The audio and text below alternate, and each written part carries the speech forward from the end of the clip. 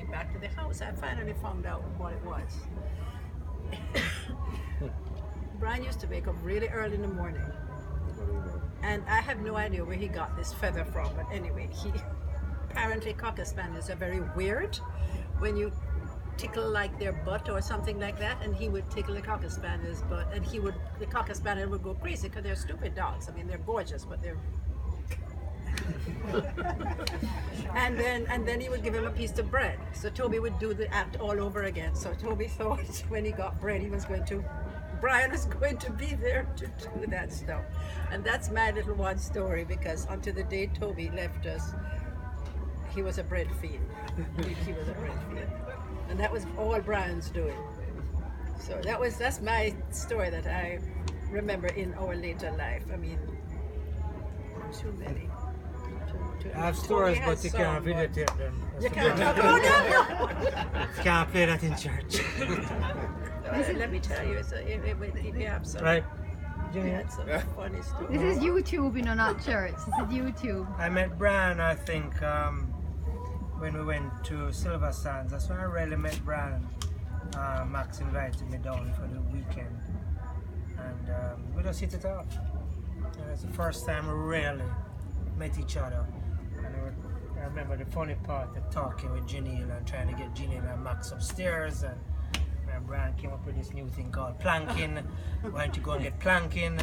And from that we hit it off, and we decided to make a business card, and we could offer the service, you know, to couples that, you know, you want to plank, we show you how to plank, we give you know. Not too sure we did the planking, but that's how we hit it off, and we had a lot of fun. He was very loud, always laughing. Me and him would go off down to the beach and chat, and you always hearing him talking about his family, his friends, his life. He was very involved in my family, my son, you know. Same thing, we invited him to dinner one night, and I didn't really know him that well at that point, you know. So I felt sorry for him, you know. I was like, I wanted to say to him, man, I'm next door neighbors. I didn't. And I remember we invited him to a play. What's the name of the play? Pan.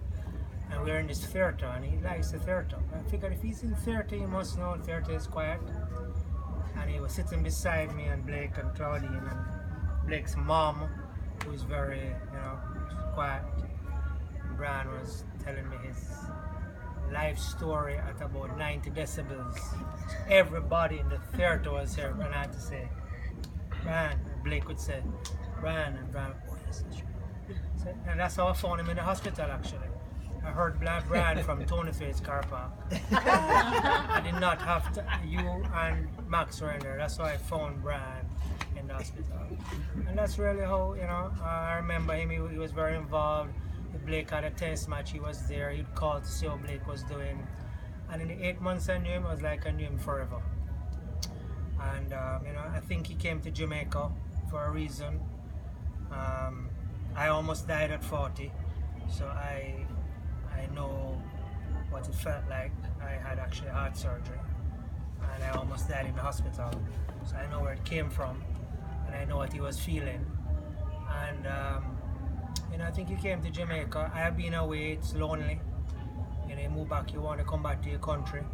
And he came here, he met, I mean, I haven't seen you in 40 years. I want to hear about snake and dog and fish in him house. And Brian tells me everything. And we got so close, he wanted to come to Jamaica. He wanted to be here with his friends. He wanted to be with Max. He wanted to just meet people. He got close to his family. He made his amends with a lot of things, including God.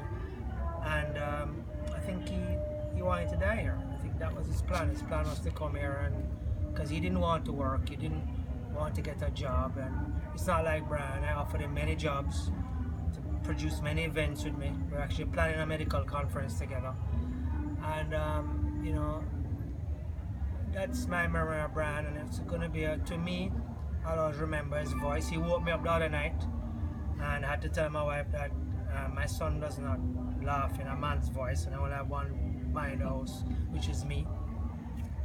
And I got this big laugh, and I got up, and I walked. Maybe that thief is in the house laughing. Maybe he buck up the turtle or something. And I looked, I didn't see nobody. I went into Blake's room, I went back. I couldn't sleep again for the rest of the night. And I turned on my WhatsApp, and at 6 o'clock in the morning, Maxine, somebody was telling me that they heard last night, they woke up to Brian's voice. So I think he was doing his rounds, and I think he's still doing his rounds. And that was his way of saying, I'm happy, I'm okay. I'm with my friends, him on PJ Twitter, play domino. The Angels are having a ball with them drinking, them enjoying themselves. And that's what I have to remember him. And I think we'll see him again in the spirit. I think someone else will come to replace him that will make us feel good. But I think we just need to think positive. It's my 2 cents. That's